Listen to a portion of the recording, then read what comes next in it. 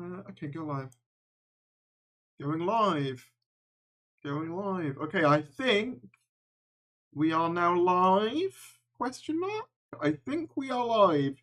If you can see this, say hello. Hopefully it's working. Hello. Welcome to the stream. There's a lot to cover. Oh, we got someone in here. Okay, we are live. All right. Hello. Say something if you can hear me. Wait, John's here, but wait, what's happened to your profile? It's definitely you because you're a mod, but damn, the chat's just. Oh yeah, okay, that's good. Yep. Hi, hello to JB, Jean-Luc, obviously. We got Forbum, the Smart Casual Gamer, Mr. Comedy, Ethan, DGAC, Lee, Mike Sams Barnes, FK Figs. Hello from the UK. Hello from the UK as well. I am also from the UK. Wow, actually watching one live. It's been actually, it hasn't been that long since I last did a live. The last live I did was for the title reveals. So it's actually, a pretty good timing for me. Obviously, this is my first stream with Dave here. A lovely gift that I received. We can hear you perfectly. Excellent, excellent. We've got quite a bit to go over today, as you may or may not know. Doctor Who promotion for Series 14. Or Season 1, whatever you want to call it. I go back and forth. It's just in my head, like, I'm so used to saying Series 14, and in years, and 4 years in titles, it was Series 14. So that's still a bit of a learning curve for me. I'm still a bit like, okay, it's Season 1. I know some people will say, I'm just going to call it Series 14. Fair enough. I'm trying to adopt the new thing, but, you know, I'm trying to, like, keep it in the back of my head, but it's very difficult. Say something, I'm giving up on you, no place to run. I'm in my own tomb. That's a song, isn't it? Is it true you inspired the TARDIS wheelchair ramp? I heard it on the Who's There podcast. It is. It is. I did do that. Apparently RTD heard something I said and it was implemented, and yeah, that's how that happened. Did I enter the premiere competition? I did. For those of you who aren't aware, I'll get it up. I don't think I'll win, but I'll get it up anyway. Because I also have a wedding that week, so I'm also quite busy. But yeah, that's why I've been a little bit busy. But yes, for those of you who aren't aware, start off the stream, I might as well mention this. It was announced that there is going to be a Season 1 UK premiere competition, for which 2 people will win tickets to go and see a Doctor Who screening on the 25th of April. Judging by this piece of promotional art, I'm going to assume it's the first 2 episodes, just the same as what we're getting at midnight here on the 11th. Yeah, the 11th. So if you're interested in that, go and enter. It's on the Doctor Who website.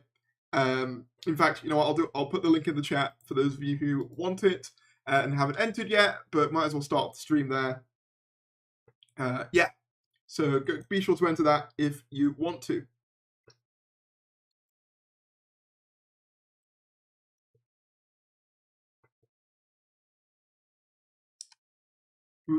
Hang on, did that send? Oh wait, the link's too long. The link's too long. Okay. Thary's getting married? No, not me. My auntie is getting married, but I'm in attendance. Hopefully you win. How exciting! But I'd love to, but we'll see. But anyway, I can't get the link because it's too long for the chat apparently. No, I'm not getting married. I realise I've caused some confusion. No, definitely not. Not yet. Anyway, too young, too youthful. No, I actually need to shave because I don't look that youthful at the minute. Anyway, I'm like super off tangent. Let's just start, shall we? So, starting off, I want to start off with this brand new poster for Doctor Who Season 1, Series 14, Season 40, whatever you say, that's what it is. 10th of May on Disney Plus, 11th May in the UK. Obviously, that's not saying that the UK is getting it later. It's the same, it's just time differences. That's how time differences work. Because I still see confusion surrounding that. So I thought I'd clear that up. But yeah, here's the poster. As you can see, loads of different planets. We got the TARDIS spiraling out of control there with Millie just striking an excellent pose there. A bunch of planets and constellations and the Doctor in the centre. the Doctor Who logo here with that really nice like silver version they keep using in a lot of the art, which I really like. But I think the big thing that people have pointed out, and it's true of the Disney Plus portrait version, is Gatwa himself does look incredibly like photoshopped. And this is a kind of sort of running theme with a lot of Doctor Who posters, is they have kind of a habit of just airbrushing the Doctor to death for no reason. Now, I do want to say, I saw a lot of people saying that, oh, this has got AI written all over it. I don't think it's that. I think it's just Photoshop. Even when I was doing the thumbnail for this video, I used the feature on Photoshop where you can, like, you know, edit over, like, text, for example, which is how I got, like, a textless version for the thumbnail that you're currently looking at on this live stream. But that being said, I don't know why they feel the need to to airbrush them so much. This is kind of exemplified in this tweet, where you can see the three Doctors, how they normally look on the left, Jodie, David, Ncuti, and then just how they look in the posters. And yeah, David especially, like, they really went to town with that airbrush, but Ncuti as well, which is wild to me, because Ncuti is, like, already really young and doesn't need the smoothing out at all. None of them do, but, like, Ncuti especially is, like, you know, incredibly young, so I don't really know, like, why they're so insistent on, like, having this much of the airbrushing. It's not a big deal, but I do just think, like, guys, you know, you can ease it off a bit. It doesn't need to be, like, that much airbrushing, you know? I saw people making comparisons to Plastic Mickey from Rose, which was quite funny. Yes, I agree, they do look airbrushed. They do, and, like, don't get me wrong, obviously I understand, you know, I understand how photo editing works. We need a bit of editing, but, like, still, I'm just calling it season 40, fair enough.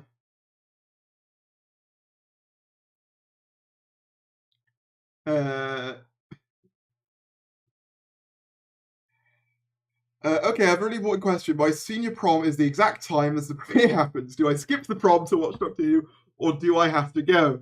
I mean, that's up to you. Do you want to go to prom, or do you want to watch Doctor Who? I went to well, it's not really a prom. I mean, it was called a prom, but UK proms are a bit different from the US proms, I assume. Ours was like, it was actually quite a nice one. It was in football stadium. It was really nice, in Cardiff football stadium. It was really nice. And, like, we were all wearing fancy suits, but by the end, everyone just looked really tired. It was good, though. It was good. And that was, I didn't do the sixth form one, but I did do high school prom, because they also had a sixth form one, but I didn't make it to that. So it's up to you. What do you prefer? Maybe the big bad of the season is the Toymakers Associate, the airbrusher. Yes, Doctor, one of my legions, the Photoshopper. Anyway,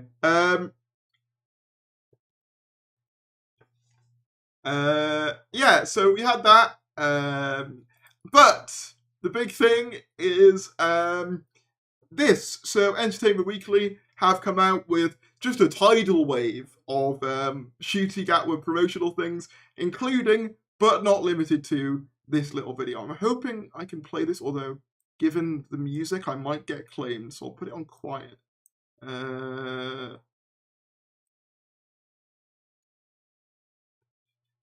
Let me have a look here. Hopefully you can see that. So it's him on the cover of Entertainment Weekly on a giant clock surrounded by star-looking things, as he, like, moves the clock around with the Sonic, and the clock has a TARDIS handle, or, like, a hand, whatever you want to call it.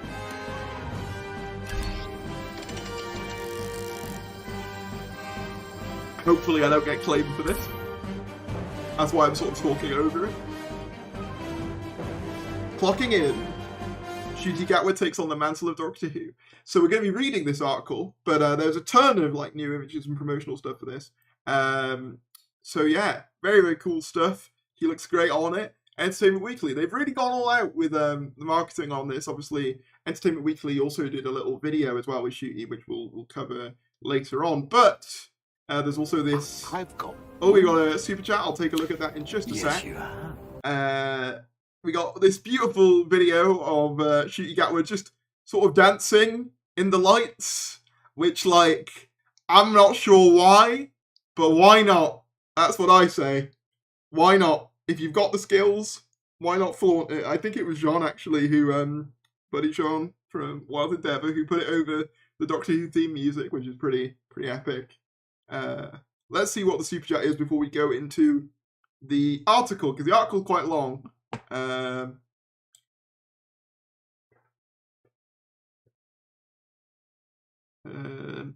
I can't believe you're marrying Chloe. What, the Twitter account that I was just on? Bruh. You trolling. You trolling, bro. You trolling, buddy. Anyway, just got here, glad to see a Thari stream. I'm glad to be streaming. But that is a good reminder. If you want to donate, you can, feel free. But yeah, look at him go. Bro is going. Yeah. Bro is absolutely going for it. What a legend. But yeah, so the title of the article is called A New Regeneration Inside Ncuti Gatwa's Doctor Who, and it's by Devon Kogan. And apparently there's quite a few details in here, so let's have a read.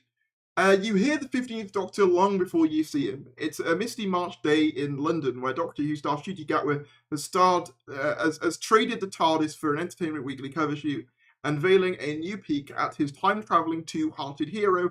In a few moments, he'll zoom his way to the shoot's oversized clock set, just a cackling blur in a TARDIS blue kilt, before lighting up the soundstage with some impressive dance moves. When asked to choose a playlist, he picks Beyonce's Renaissance album, starting with What Else? Alien Superstar.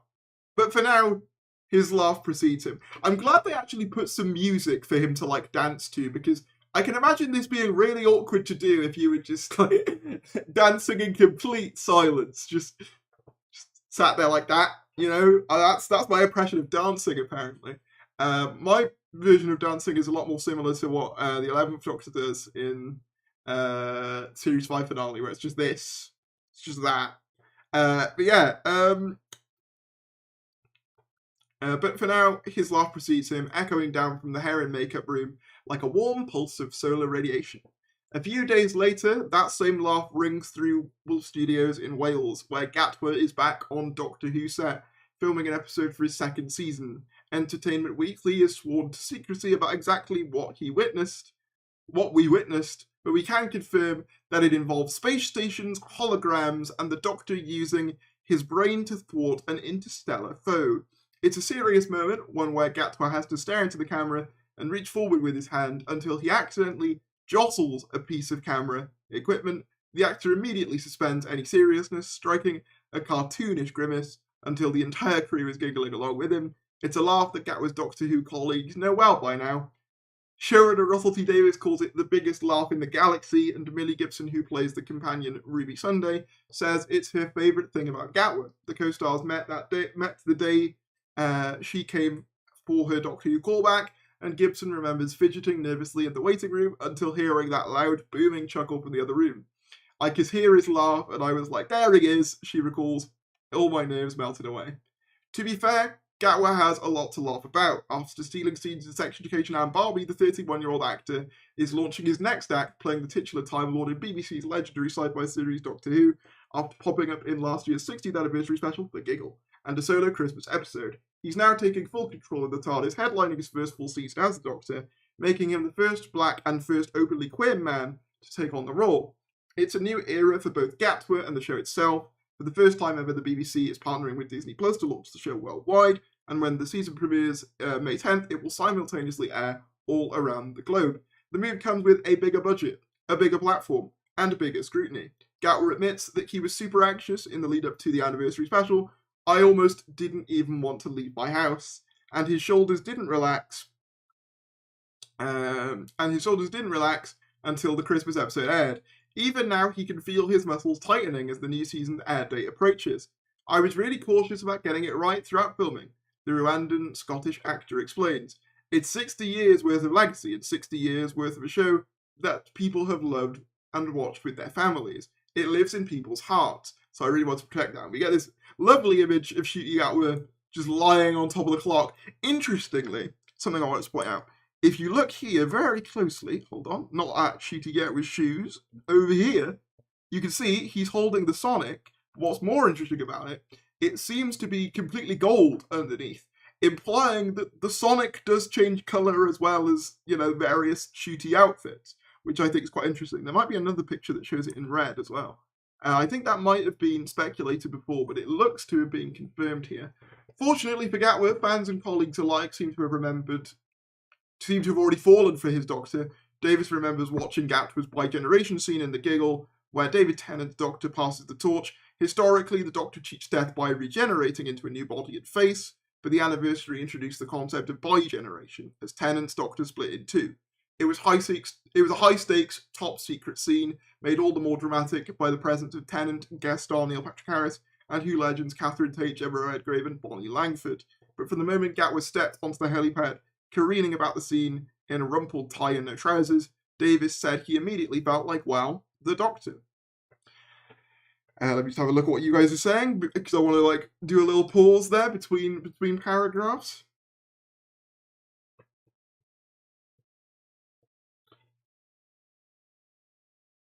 He's 31, yes, he is. He aged incredibly well for 31. Oh, you think the holograms for the Rogue episode? I don't know. Oh, or do you think the color changing is for the Rogue episode? I don't know. Given that they're talking, so this was made in March, my assumption is that this won't be anything we see soon, possibly season 2. Does he have a range of sonic screwdrivers? It certainly kind of looks like that, doesn't it? I mean, I could be wrong. Also, by the way, if you are just joining the stream, first of all, welcome. Second of all, if you could like it to make sure it helps the algorithm out, and also, if you want to support the channel any further, super chats and the member options are available. If any of those things happen, or even if you subscribe during the stream, it will come up on my screen. So that's greatly appreciated. I prefer the golden color. I mean, it's hard to tell really because for me personally, because we've not seen all of it yet, but yeah, no, I'm liking it. Haha, dancing to the cameras with no music. Yeah, luckily they gave him music, but I'm just sort of imagining him dancing in silence. It must be such huge pressure for him. I saw a video that said he's always anxious from when he wakes up and goes to sleep. It's a lot for any actor, I suppose. I mean, yeah, it's like the biggest role in British TV, arguably. Other than maybe, if you were to play Sherlock Holmes for something, it's sort of those two, right? Or if they remade Only Fools and Horses, but I mean, who would want that? But in any case, is he wearing a skirt? No, it's what do you call it? A kilt, Scottish kilt. Plaid shirt kilt combo is supreme. Yeah, I quite like it. Apparently, I did read on Twitter, and we'll probably get to it, this outfit is actually used in season 2. So we'll carry on with the article. I need a double monitor set. I only actually have one monitor, so I have to go between chat and the article. So that's why if there's ever any long gaps between me going to chat and me going to the article, that's because I've got to flick between the two. But that's an inferno to throw Shooty into, the writer explains. Talk about being thrown into the deep end.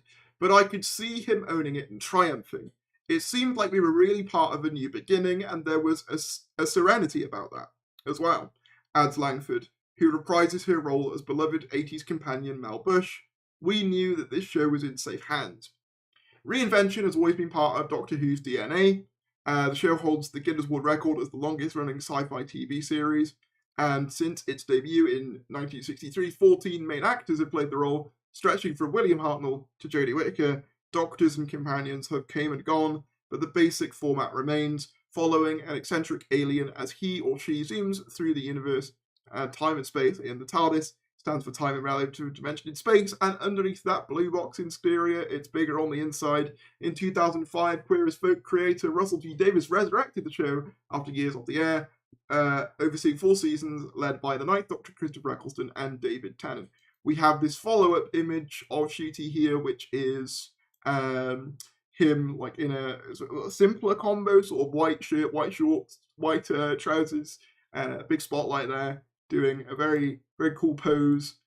Davis departed the show when Tennant stepped down in 2010, but he wasn't exactly planning a return to the universe. But during the early days of the pandemic, he reunited with Tennant and Tate for an impromptu tweet along of old Who episodes, and the three had so much fun, they agreed to return for a trio of specials, pegged to the 60th anniversary. Originally, Davis says his pitch just to write a few specials, And then, yeah, they basically go on to talk about, like, how that all came together. Reteaming Tanner's Doctor with Pate's companion Donna Noble, but then they logged onto an initial Zoom meeting to discuss the anniversary with the BBC. He noticed there were a lot more executives than he was expecting, important, high-ranking executives. They sprung a trap on me, Davis says with a laugh. They said, we want to make Doctor Who bigger, we want to take it to a streamer, we want it to go worldwide, we want it to have a bigger budget, and we want it to be up there with Stranger Things and Star Trek and the Marvel shows. We think that it's good enough, and we believe in the show to know that it can have the heft, the weight, and the swagger. So that's interesting. That's Davis quoting the BBC there, basically saying that, like, the BBC had full confidence in the idea of Doctor Who as a streaming giant, I suppose, akin to Stranger Things or the Marvel shows or Star Wars and all of that. So yeah, like, I find that really interesting because obviously there was kind of a lot of concern kind of around the time of Flux airing and the Centenary special and all the rest of it, that, like, James Bond is big as well, that's a good point, that, like, oh, maybe, you know, Doctor Who was going to go off the air and stuff. So it's kind of good to see that that isn't the case. He is partly Scottish, yeah.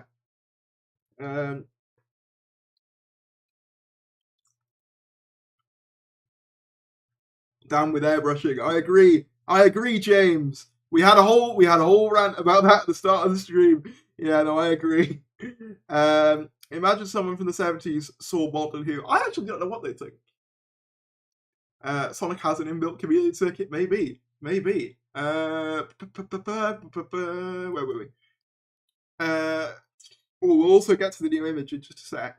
A lifelong Whovian, Davis says that the BBC's proposal was music to my ears, and his brain immediately started swirling with new story ideas, plus some ideas for what kind of monsters a new budget might be able to buy him. Finally, we can afford for different members of an alien race to have different faces, he says with glee. The timing also lined up. The 60-year-old writer had recently wrapped his hit miniseries It's a Sin, and he had yet to pick a next project. And yeah, you can see here, Gatwa in the TARDIS. I love this picture. This picture's great. Really, really nice. I love this interior. I know for some people, they want it to be a bit more lively. I do get that, but man, it's just like the classic Who TARDIS with, like, bigger and with money. It's like, it's the exact sort of thing I can imagine, like, if you'd have showed it to, like, the original creators back in the 60s, you know, they'd be like, this is exactly what, you know, we'd have liked to have done with more money. So I think that's really cool. I really like this TARDIS a lot. I think it's really, really nice. Oh, I just realised I zoomed in. It was one of those times in my life where people said, oh, you could do anything you want now, he recalls. It's very rarely true for a writer, but actually, that was one of those moments when I thought, okay, I can do whatever I want. So to turn around and tell my agency I'm going back to Doctor Who, it was quite a moment. The show had its writer, it needed its doctor. Davis says he searched the galaxy, auditioning men, women, and non-binary actors from all sorts of diverse backgrounds. Gatwa was the very last actor to read, and his involvement came with a sort of serendipity just 1 week earlier. Unprompted, he had texted his agent to say that he'd like to tackle a project like Doctor Who someday. When he heard the show was actually casting, he threw himself into research, locking himself in his house and watching as much of the revival series as he could from 6 in the morning until about 6 at night. He binged every episode of Eccleston and Tennant's runs, paying particular attention to Davis's signature blend of heart humour and sci-fi thrills. I just fell in love with it. That's really cool that he binged like 4 series in research preparation. I kind of respect it. I wonder what his favourite is. That's a good question to ask him. Gatwa explains, it was so easy to put my phone in airplane mode and just not reply to anyone because the show was taking all my attention. And then we have another image of Shooty here. See, Shooty looks so good. Why do you need to airbrush? The airbrush is unnecessary. He already looks very good and incredibly young. So, you know, who cares? It almost sounds like I'm flirting with him. I'm not.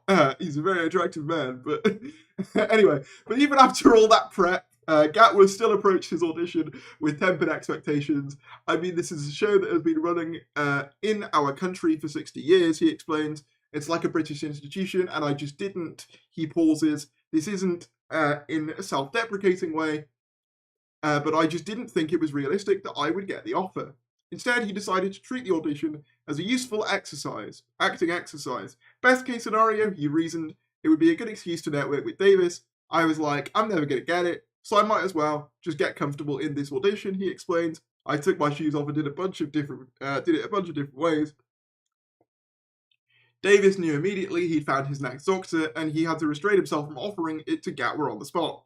We spent the next week hoping and praying he hadn't been offered another job, Davis says.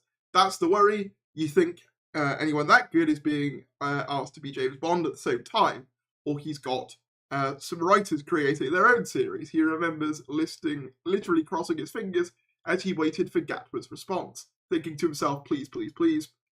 Gatwa got a call from his agent just as he was about to walk into the local barbershop.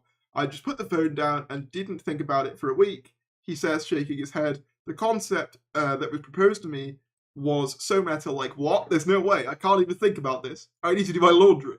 After a week of consideration, he finally felt ready to give an answer. Eventually, I was like, F and L, I think I might be Doctor Who, Gatwa says with a grin. Yes, I'm ready to accept. It's a no-brainer. But it took me about a week to wrap my head around how huge the concept was. And then, yeah, we get another image of him just sort of like posing with the clock. It reminds me of those old action figures. Like, you remember like the old Rose that was dancing like that? Reminds me of that. Once his casting was announced, Gatwa received an outpouring of support from previous Doctors, including Jodie Whittaker, Peter Capaldi, Matt Smith, David Tennant, and Sylvester McCoy. Suddenly, he says he found himself inducted into an unofficial Whovian family. They've all been absolute angels, he proclaims of his predecessors. It's a very small, very exclusive club, and it's just nice to know that other people have gone through the same experience as well. The solidarity from the other Doctors has been really nice. When the 8-episode new season launches in May, it will technically be the 14th season since the show's 2005 relaunch and the 40th series overall. But the BBC and Disney Plus are rebranding it as Season 1 or Series 1 if you're British, as the Doctor himself would say. It's all very wibbly-wobbly, timey-wimey. And then we get another image from the Devil's Court, I assume, judging by the costume. It's them in kind of a dark realm, very terrified. I'm assuming they're reacting to whatever Jinx Monsoon's villain is doing, probably horrified to discover that the Beatles have been turned into instruments of some kind. Really nice image. I realise every time I zoom into the image, it's going to zoom in the rest of it. Davis and Gatwa both promised that no prior knowledge will be necessary to follow the show. Sure, there'll be plenty of callbacks and references for die-hard fans, but the goal is to create a fresh starting point for newcomers to jump on board. Gatwa says he found that creative freedom liberating and a little intimidating. I had a lot of set expectations as to what the Doctor should be like, he admits. I thought there's definitely a correct way of doing the Doctor, which is a very British mentality. I found it very confusing in season 1, the fact that they were just trusting me to do what I want with the role. I was like, surely there's a right way and a wrong way, and you've got to tell me the right way. But they were like, well, it's just whatever you're doing. It took a long time for that to settle in. They just wanted to be myself creatively. Of course, the Doctor rarely travels alone, and 15 spends the season journeying with 19-year-old orphan Ruby Sunday Gibson, whom he met in the 2023 Christmas special, The Church on Ruby Road. Gibson herself, 19, rose to fame on the iconic British soap Coronation Street, and on her last day of filming that series, she got a call from her agent telling her that Davis was a fan and wanted her to audition to play the Doctor's new companion. I was kind of thinking, God, that'll be a laugh, Gibson says, shaking her head. It'll be a nice little memory for my first audition after Corrie, and I'll never hear of it again. And that was the start of a long journey. It's been a whirlwind ever since. And then we have this image, another brand new image. I'm going through the images as we see them. This one is, I assume, of space babies, judging by, I assume, they're like babies in pods, right? That's what that looks like. And they look like there's a very sibling kind of rivalry kind of expression there. I really like. The set design looks really, really cool as well. So obviously this is from episode 1. So very, very interesting. I find it interesting that a lot of the promotional stuff is from the first 2 episodes, which is probably a good thing, because you don't want to reveal too much of the later stuff too early on. The ageless alien and the 19-year-old orphan might seem like an odd pair, but both the Doctor and Ruby share a wide-eyed wonder. In fact, Gatwa says his Doctor didn't quite click for him until he met Gibson, and together they have a delightfully chaotic chemistry, hijacking goblin ships and gallivanting across the universe. If we were at school together, we would be so much trouble, Gatwa says of his bond with Gibson. The teachers would never allow us to sit together. We're curious, and we'd be looking for an adventure somewhere in the room. And I was like, that's the vibe I want for the Doctor. There's never been a younger sort of relationship where it's more like two girls at school giggling and gossiping, Gibson adds. Me and Shooty have a similar relationship to the Doctor and Ruby, which really helps. It's just constant laughter and platonic best friends. Davis says much of Ruby's arc was inspired by the timeless child plot point introduced by previous showrunner Chris Chibnall, where the Doctor is revealed to have not been born on Gallifrey as formerly believed. Instead, the Doctor was apparently found as a mysterious orphan from an unknown planet, much as Ruby was discovered as a newborn left abandoned at a church doorstep. Their similar histories loom large throughout the season, as both find themselves curious about their origins. That story is going to be a spine of the whole show, Davis teases. And despite previous press reports that Gibson would be leaving after this season's end, she and Davis confirm that Ruby will play a major role in the next season. We're heading into season 2, and my god, Ruby Sunday is so important to that. Davis says there's good stuff to come. So interesting. Yeah, I kind of assumed, given that they were doing an adoptee companion, that the Timeless Child would be like significantly referenced. And I mean, look, I've had my criticisms of the Timeless Child arc, mainly, especially in like the way it's resolved or didn't really resolve. But personally, for me, I'm kind of the mindset of, if you're going to do something interesting with it on a character level, which this seems to be, relating it to an adoptee companion, I kind of like that. I still have my issues with the origin on a fundamental level in terms of like, I think it makes the Doctor overly important to the universe, but I think that story could be interesting. The babies in pods look similar to the texture of the bogeyman from the same episode.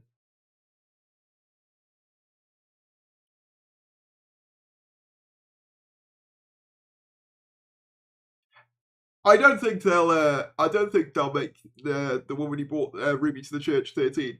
I don't think so. I don't think it'll be that what do you call it? Referential. Yeah, I mean, maybe it is the bogeyman who's like making the pod things that they're staying in. That makes sense. But yeah, I think it's interesting that the Timeless Child is being kind of expanded upon. Stuff like that. Really, really interesting. I mean, again, I've had my issues with it, but if you can do something cool narratively with it, I say go for it. You know? It's there now, you might as well do something with it. I actually really liked what they did with the Flux in Wild Yonder, where the Doctor feels really guilty about the fact that half the universe was essentially wiped out as a result of them just existing, because Tectean wanted them wiped out. But it also doesn't seem like that's a major, like, part of the arc. It's like, the idea is they're both adopted, but I doubt they're going to go much more into the origins. At least I don't assume they will.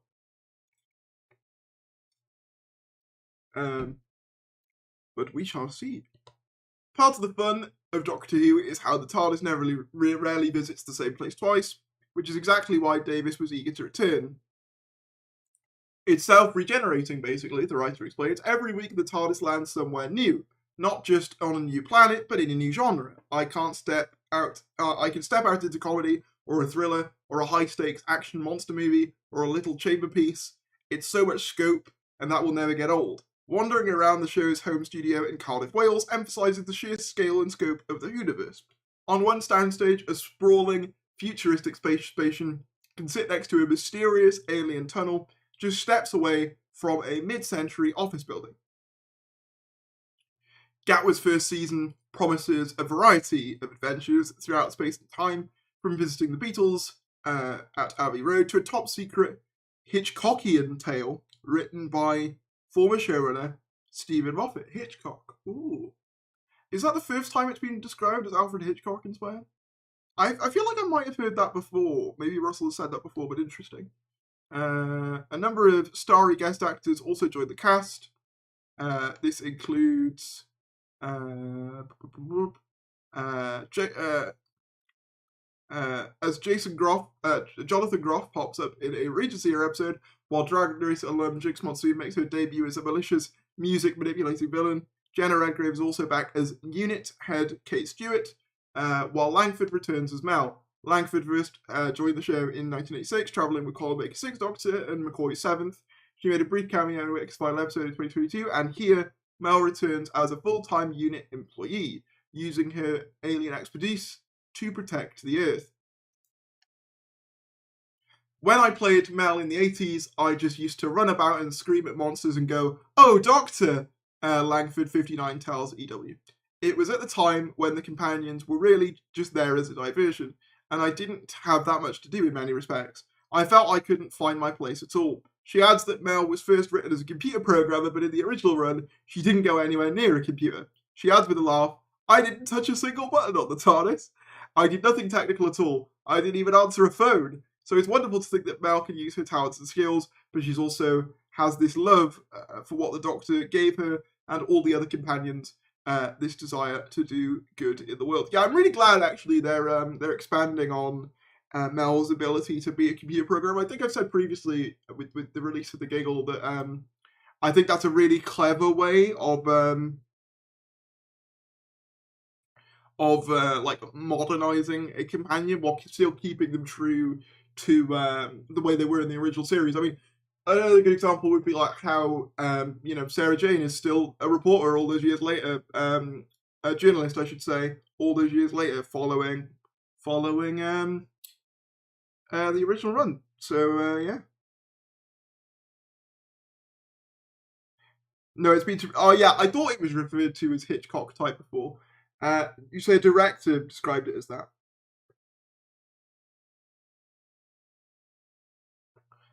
Interesting. I actually have a Doctor Who Have Your Own t-shirt, Dalek Siles, Weeping Angel, and Cyberman on the zebra crossing. Very cool. Very cool. We got this new image here of Gatwa holding the Sonic. Again, I'm assuming this is the standard Sonic. Yeah, I think so, given the blue. I think that's blue. It's hard to really tell. I'm assuming it's blue, and you can also see the Gallifreyan on his nails there. Yeah, I think that's just the normal Sonic, what we're used to, I think. As for Mel's exploits this season, Langford is tight-lipped, but she does tease she gets to drive a scooter. See, that's a huge change for Mel, because Mel would have been clinging onto the Doctor going, "Oh, Doctor, oh no," Langford says. Now Mel does the driving. Also getting an upgrade, the Doctor's wardrobe. Throughout the centuries, the Time Lord has adopted some eccentric looks, ranging from Tom Baker's iconic striped scarf to Colin's flamboyant patchwork coat. Gatwa has established himself as a pioneering presence on the red carpet, and he wanted his Doctor to have a signature style of his own. Early on, he bookmarked photos from Ralph Lauren's collaboration with Morehouse and Spellman colleagues, a collection that celebrated historically black colleagues and colleges. I'm very sorry. I'll read that again. Early on, he bookmarked photos from Ralph Lauren's collaboration with Morehouse and Spellman colleges, a collection that celebrated historically black colleges and universities. That was the one costume idea I had in my mind, that I was going to have one costume, Gatwa explains. I went in and showed the producers, and they were like, "This is lovely, what else have you got?" And I was like, "Oh." Yeah, so he was expecting to have one default costume, like, most Doctors, particularly like the 80s and stuff, or like even Jodie, she has one basic look and then like, a different colour jumper, stuff like that. Whereas with Gatwa, it's just, all sorts of things. The actor quickly befriended costume designer Pam Down, and together they dreamed up the entire TARDIS closet for the Doctor. She laid out her sketches on the table, and I saw kilts and skirts and all kinds of gender-pushing, societal-pushing outfits, he recalls. And I was like, yes, let's do all of them. As a result, the 50th Doctor might have more costume changes than all his previous predecessors combined, swapping fits depending on time period or planet. Early highlights include a red velvet Regency fit and meticulously tailored pinstripe suit for a visit to the 60s. EW can also exclusively reveal EW can also reveal an exclusive look at 2 of the Doctor's outfits from season 2, an elaborate tartan jacket with kilt, and a stunning all-white look. So I'm assuming this is the all-white look, which we've sort of seen in a couple. Yeah, so these 2 outfits. Let me get the other one. These 2 outfits are going to be in the new season. I have to say, I quite like the... Wait, let me go back. I quite like this one. My criticism here would be, I think this is a little plain for the Doctor, do you think? Like, all white, like, maybe I'll have something else with it, but, like, I think it's a bit plain, but that's just me. Maybe, like, a jacket would help it, like, if it was, like, all white. Maybe, but I think just shirt and trousers that are, like, all white, maybe a bit plain for my tastes, but hey, that's just me personally. What are you guys' thoughts on that? You know, I like them, but I do think, like, white, bit too plain for me, maybe? But I don't know. Mad on email, yes. I can't calculate how it's possible for a movie to be a Time Lord. Can I come clean with you guys? I have no idea where that theory came from. One day, everyone just decided that that's what Ruby was, randomly. And, like, I don't think I've ever made a theory video on that or, like, covered that in a video, because, personally, like, I've never thought of that. You know, if there's anything, like, more to suggest it that I missed, feel free to point it out to me. But, I can't say I saw it.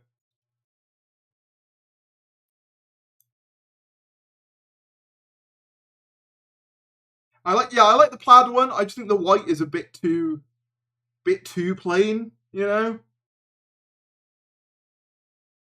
It looks more shooty than the Doctor, if that makes sense. Yeah, I'm inclined to agree with that. Like, I like it, but it's sort of like... Shooty is such an eccentric dresser anyway. The all-white feels way too plain.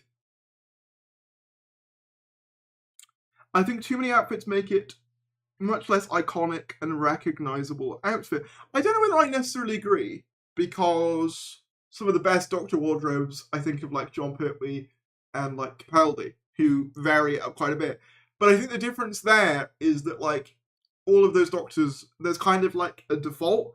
Like, with all of John's variants, for example, pretty much all of them have the sort of the ruffly sort of smoker vest type shirts. Smith always has some variation of a, you know, really nice suit and a bow tie. And with, like, say for example, Capaldi, there's always kind of a sort of synergy between the outfits, even with, you know, there's some of them are more casual, some of them are more formal. I guess with Shooties, they're so varied that it could kind of be a bit too varied, I suppose. It's gonna, like, for me, it's sort of a thing of I'll wait and see all of them in action before I decide whether that's the case or not. For me, the outfit I most associate with him currently is most definitely the brown leather jacket one. I mean, I think he'll still wear, you know, renditions of the Christmas one. I mean, we see in episode 2 or episode 1, Space Babies, that's basically his outfit, just with the grey jumper. So I still think you'll get that jacket quite a bit. The Doctor's going to be his biggest enemy in that all-white look, but yeah. Yeah, there's not really a through... Yeah, I agree. I am inclined to agree with that. I'd like it if there was a little bit more of a through line with the costumes. I think you could have costume variety. I think there just needs to be something that connects them. And right now I'm not seeing that, but maybe we will with time, because obviously, you know, we've not really seen any of them in action yet, really, other than, you know, very brief snippets in trailers and things like that.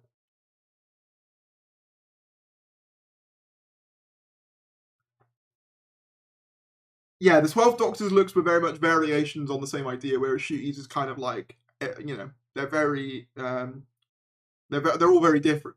Yeah, while we're on this intersection, feel free to like the stream if you can. Let's see if we can get this to 100 likes. There's just over 150 of you watching. Thank you very much, by the way. Subscribe if you're brand new. If you are brand new and you subscribe on stream, it'll come up on the screen. And also, if you super chat, if you really want to support the channel, that'll also come up as well. And I'll read out, if you want to get a message definitely read out from me, it'll ping me as soon as that happens. So you'll definitely get a message read out, no matter what it is, if you donate, because it'll flash in big blue, and then it'll do the little announcement.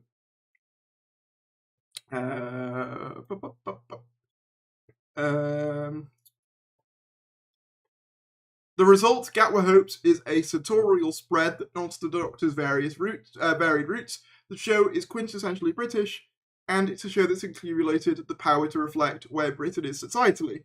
He explains. I was like, it would be really interesting to travel all the subcultures of Britain it's had in its past up to now through his clothes.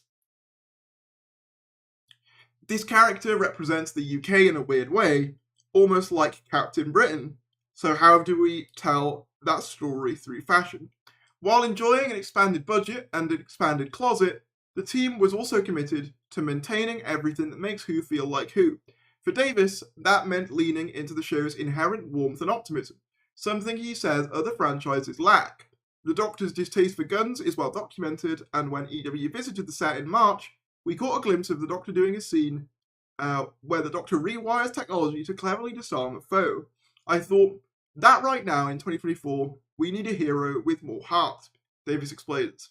I'm not a fan of those that slice and dice. Doctor Who is the opposite of heroes who pick up a gun and shoot, or a lightsaber and kill. It's a marvelously pacifist show. I think I agree with that, although I think my kind of interpretation is the Doctor, he strives to be a pacifist, but often isn't, as seen in things like the Time Warp, you know. The Doctor strives to never be cruel or cowardly, as Moffat would say, but often does fail in that, which is what I think makes the character so compelling, is that they don't always succeed in their moral missions. But anyway, we also got this shot from the Abbey Road scene, which I assume is really early on, of them dancing down Abbey Road, looking really, really good. Again, I saw some people saying that this doesn't look accurate to Abbey Road, and I'm not a Beatles aficionado in the slightest, so I don't really know. But it looks fine to me, and the TARDIS looks really good. So yeah, but nice image here. Still, the cast hopes that they'd get to meet some of the Doctor's most iconic foes. Gibson says she'd love to do an episode with the Weeping Angels, while Gatwa eagerly awaits his first clash with the Daleks. I've heard chats about me not ever facing a Dalek, he says indignantly. I'd be so angry if that's the case. By the time I'm done with Doctor Who, I better have faced a Dalek. So that implies that, yeah, there's no Daleks this season, or at least, they're not saying there is. At this point, Gatwa was so incensed by the idea of not meeting everyone's favourite plunger-wielding salt shakers that he accidentally tosses his lip balm across the room. What on earth would be the point of me doing Doctor Who without facing a Dalek?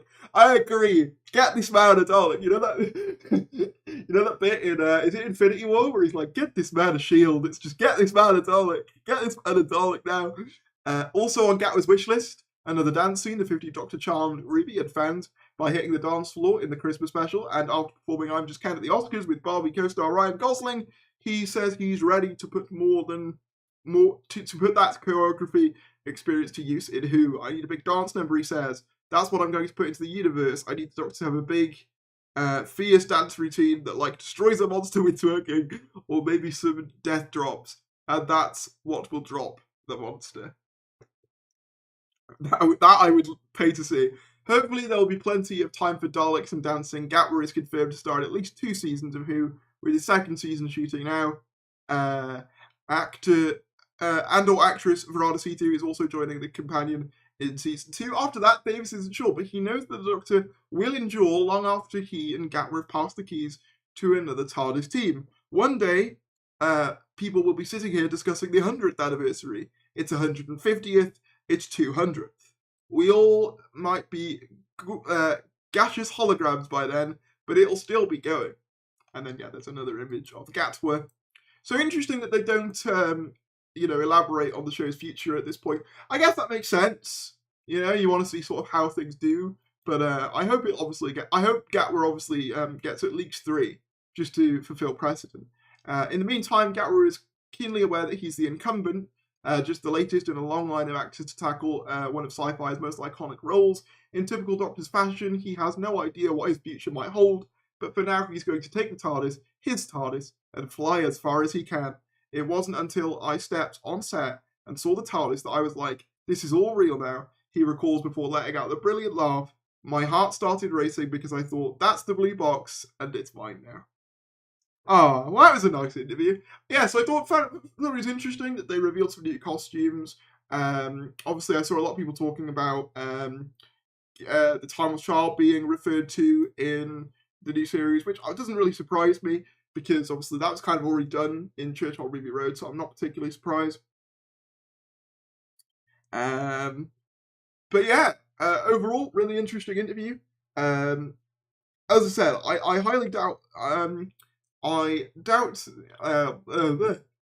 did find it interesting that they didn't mention what the future was, but I think it's a case of, they just don't want to jinx it, I guess. Hey, I just got here. What have I missed? We just went through the Entertainment Weekly article, Doctor Who stuff. So that was quite big. So I'd suggest if you missed that and you want to watch it. To be fair, I probably will cut up bits of this stream and repost them via shorter videos. So for anyone who missed the stream, you can watch them that way. But yeah, that's what we just covered. Anyway, on to something a bit lighter and quicker. And also, how are we doing for time? Let me have a look. Oh, we're almost an hour in already. Wow, that's gone quick. I've just joined news. Yeah, so we just went through all of Entertainment Weekly's coverage on the new season, including 2 new costumes and mentions of the Timeless Child and Ncuti basically demanding to fight a Dalek. That was the other thing I missed. I thought it was really interesting that he said that he hadn't faced a Dalek yet, and he was basically saying, I better see a Dalek. So that was interesting. Ncuti's era needs new Dalek designs. I agree. I've been an advocate for new Dalek designs for some time. I'm one of those people who does think that, the paradigm, sorry, those are the Moffat ones. The Time War Daleks are great, but they've been around for a long time now, and I do think it's time for something new. But anyway, on to lighter news. We had the brand new announcement for a new set of figures. This time it's an online exclusive Ruins of Skaro collector set, which is based on Destiny of the Daleks. We've got 2 Bavellans, and probably most of interest to me, a Destiny Dalek re-release with the suicide bombs in that story. Basically, the suicide. I nearly said Suicide Squad Daleks. Suicide Daleks that blow themselves up in order to destroy the Bavellans. So that's what this is based on. Yeah. So with this, I do want to get it. My personal feeling, and this is just me personally, I think $39.99 for me personally is a little bit steep for what you're getting here. And I know people will say, oh, but I think prices have gone up for everything, and that's true. I don't dispute that. And a lot of people are saying, well, this is actually good value, and you know what? Fair enough. For me personally, I do think it's a little bit overpriced for what it is. Obviously, I also do just find it weird, and I don't want to do a whole character options rant because I've spoken about character options before, but I do just find it kind of weird the stories they select to do figures for, because obviously, I'm sure there's people who love Destiny of the Daleks and Warriors of the Deep, but they're not fan-renowned stories. Do you know what I mean? Obviously, it's cool to have Mavellans, and I'm glad they re-released this Dalek, but you'd think you'd go for stories for a collector's line that are more, I don't know, liked by collectors. If you're going to go for classic stories, I feel like there are other classic stories that people like more, but maybe they require new tooling. I don't really know how it all works. But I do think this is a bit steep, considering this doesn't look that far away to the average person from what you would get at B&M for £20. Obviously, you might get an extra figure with that, but generally, it looks about the same. You know what I mean? So that's just me. Cool that we're getting them. I probably will eventually pick them up. I haven't ordered them yet. You can, though, if you want to. They're on Character Options website. They're still up for sale. I'll probably get them if they get reduced, I think, will be my strategy there. but I wanted to cover them, give my thoughts, and that's what I'll have to say. But I am very excited for, I think we've covered previously, the prototypes for Ncuti Gatwa's figures. Ncuti Gatwa and Billy Gibson have new molds, new figures. Someone said, wait, what was that? I missed something. I guess Darius is getting ready for the new Series 14 schedule. That is true. I've been staying up a lot later, and that's not deliberate, but it does mean that when Series 14 airs, I will be very ready. $39.99. My local shop was recently selling Doctor Who toys for $3.99. Yeah, I do think $39.99 is a bit steep for what you're getting there. Kinda just hoping for 15 of Ruby figures soon. Actually, speaking of that, there was some news on that, so I might as well cover it while we're in the toys section of the video. Let me get it up.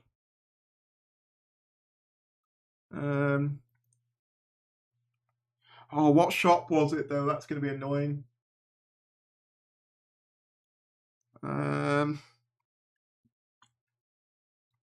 It was a shop. They basically said that they were expecting them to release in October, which personally does feel a bit late to me, but we'll see. Let me find the right account.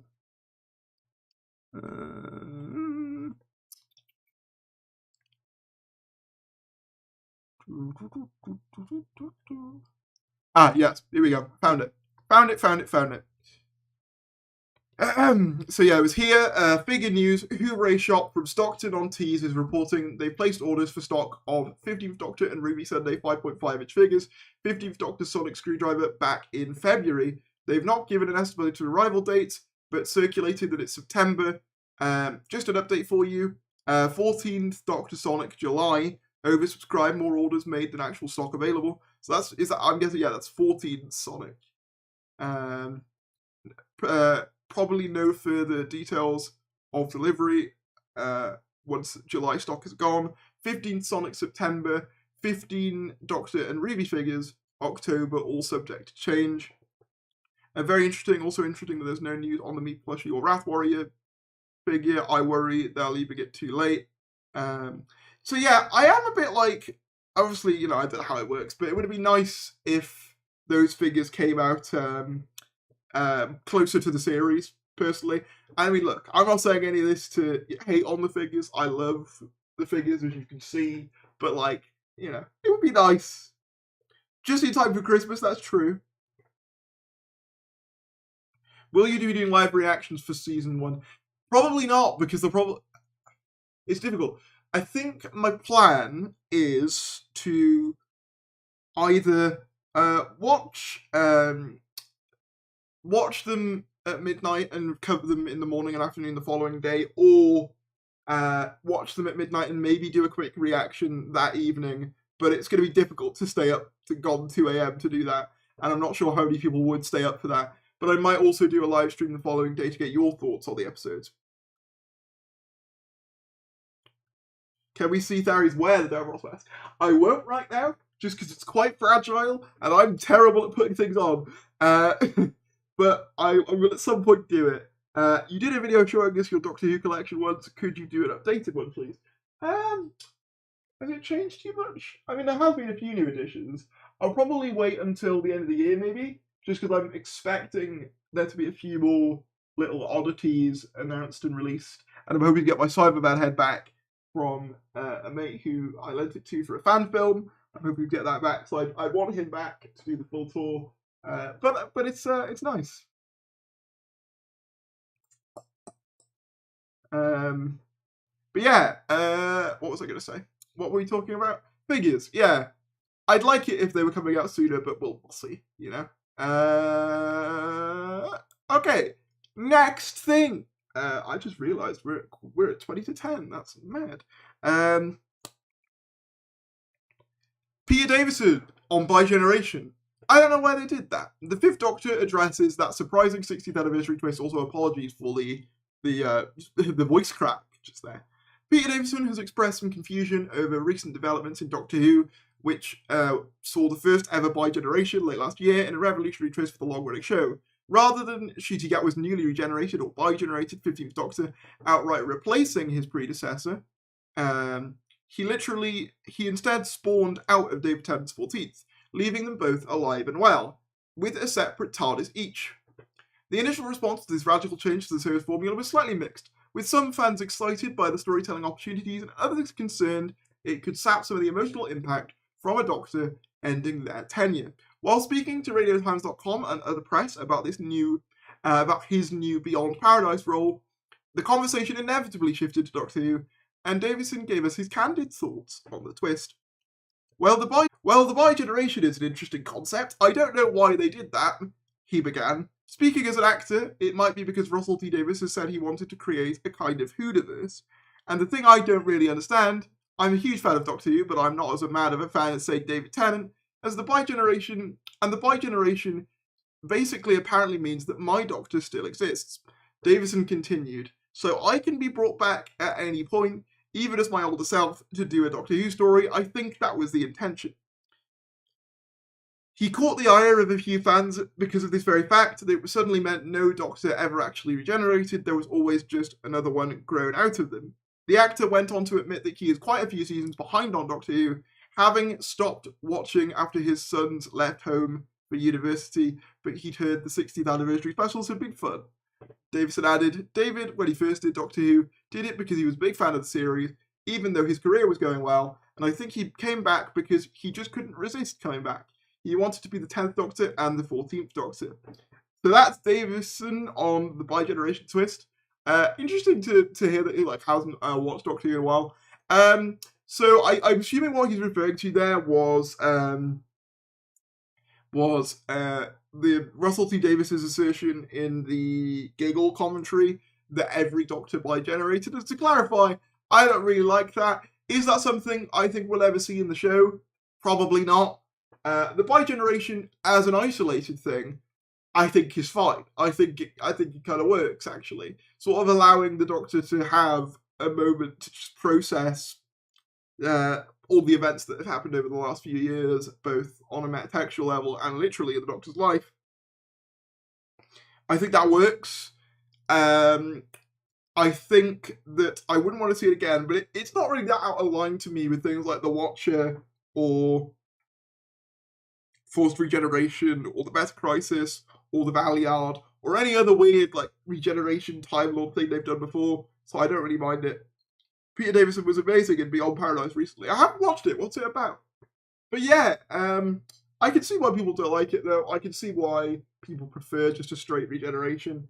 I quite liked it as a one-off twist. I don't think I'd want it to be a reoccurring thing.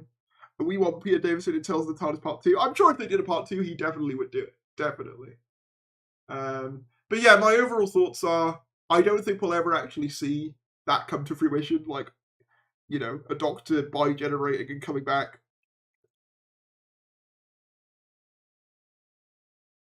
I did find it quite funny, though, that Davison has actually said that, David was a mega nerd compared to him who's quite tame about the whole thing. Yes, this is the 60th anniversary steelbook.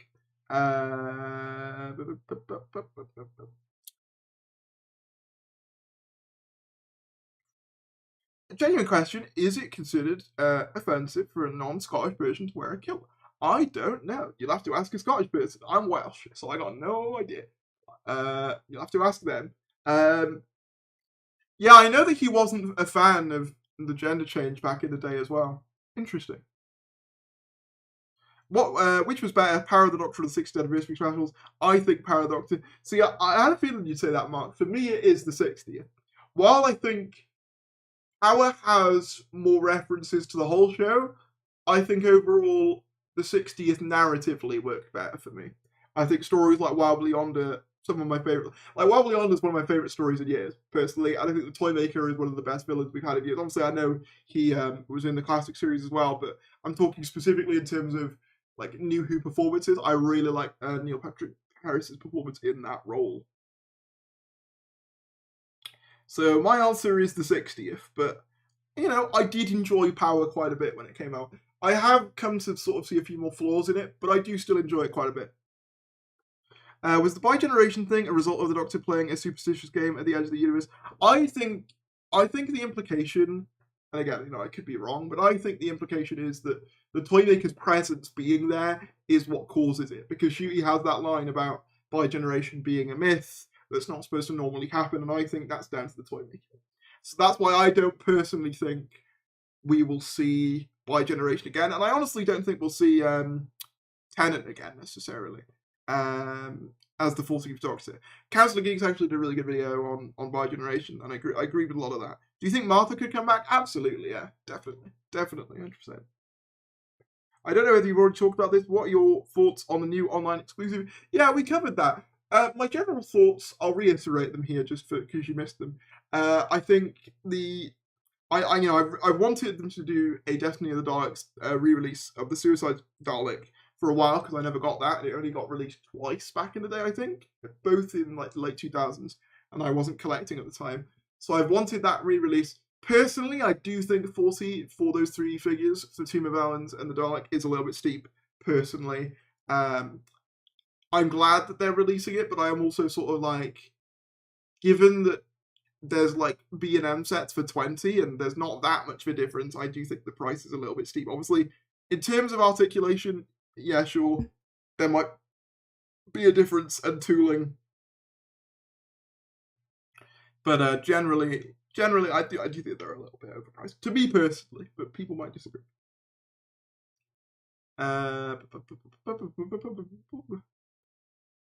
Do you think Ncuti will meet the Master at some point in the future? I mean, there is that teeth thing, but I don't know. The Master has been around quite a bit recently, so who knows? I think that's about everything I wanted to cover. There is one more thing, actually. Ncuti Gatwa admits early worries about Doctor Who role. Why did you cast me? Fortunately, the actor is having a lot more fun now. Ncuti Gatwa has revealed his initial doubts over whether he'd succeeded on Doctor Who, which left him wondering why he'd been cast in the lead role in the sci-fi drama.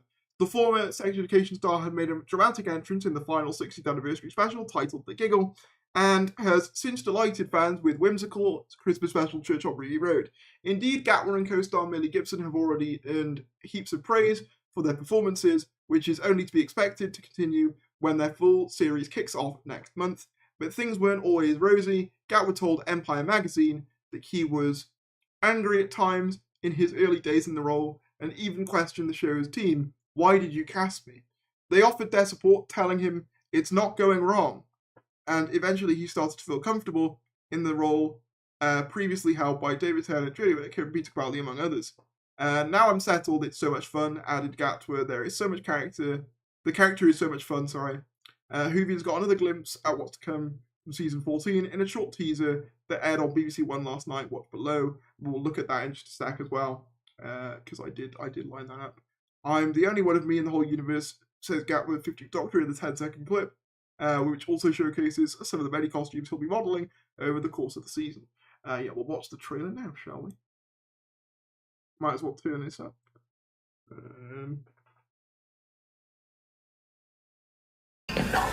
There we are.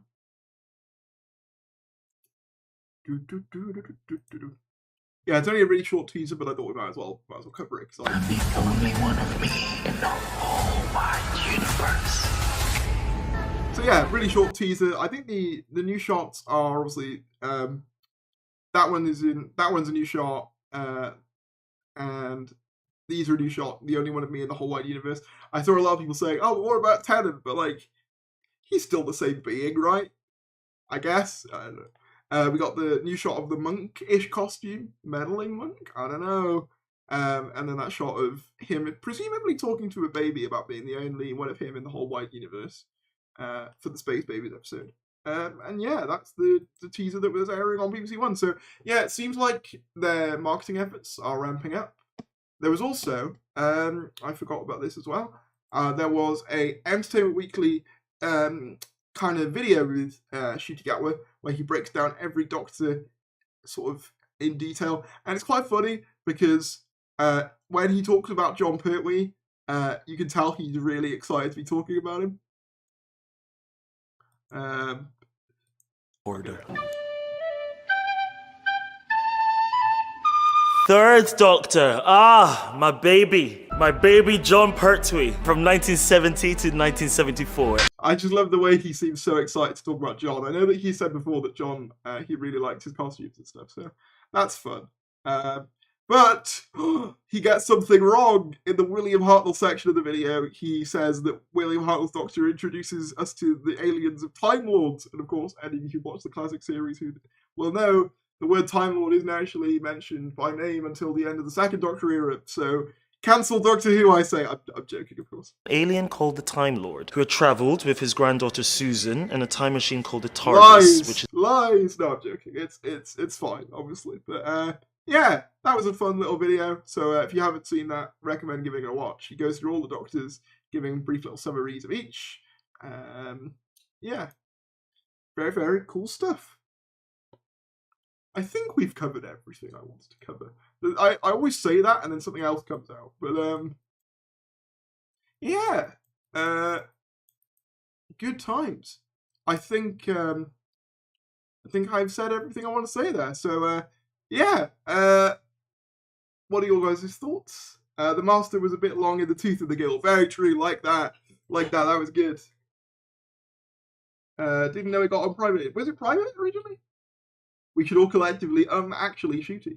Well, technically Hartnell did introduce us to this Time Lord, but not the Time Lord name itself. True, very true. But yeah, I think we're gonna wrap up there. Thank you all for watching. Take care. I will see you soon. I'm gonna go eat something. We haven't covered your bank account details yet, Harry's. Oh, you know, that's one leak too far for me, man. That's one thing too far for me. But thank you all for watching. Take care. I will see you again soon, no doubt, because news seems to be coming out at a rather rapid pace. You know, who knows? One of us might end up at the Doctor Who premiere. One of us can only hope. But yes, have a good day, everyone. I'm going to go eat something, because I haven't actually eaten yet. And farewell to you all. Bye-bye.